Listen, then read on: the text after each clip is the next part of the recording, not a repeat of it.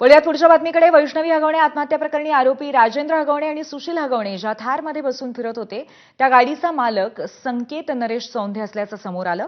दरम्यान संकेतची थार गाडी आणि त्याचा भाऊ सुयशची क्रेटा गाडी जप्त करण्यात आली आहे. धक्कादायक बाब म्हणजे संकेत नरेश चौंधे याच्यावरही वहिनीचा छळ केल्याचा आरोप आहे. संकेत हा यापूर्वीच याच प्रकरणामध्ये अटकेत असलेला सुयश चौंधेचा लहान भाऊ आहे.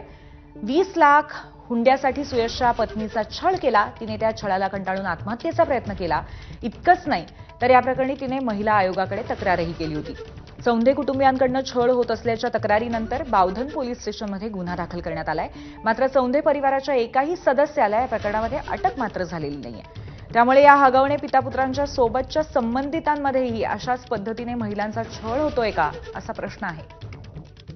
हे तुझा नवरा म्हणजे चौंधे आणि हगवणे हे कुटुंब काय संबंध आहे त्यांचे? म्हणजे तुमची ठार गाडी त्यांना पळून जाण्यासाठी दिली होती, फरार होण्यासाठी?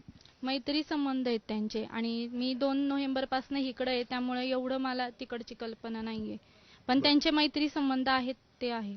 म्हणजे हे देखील अशाच पद्धतीने म्हणजे हगवणे कुटुंबियातली सुनावर ज्या पद्धतीने अन्याय अत्याचार होत होते, चौंधे कुटुंबियामध्ये तू सुने त्यांच्या घरातली, तुझ्यावर बी सेम अशाच पद्धतीने अन्याय अत्याचार होत होते? हो.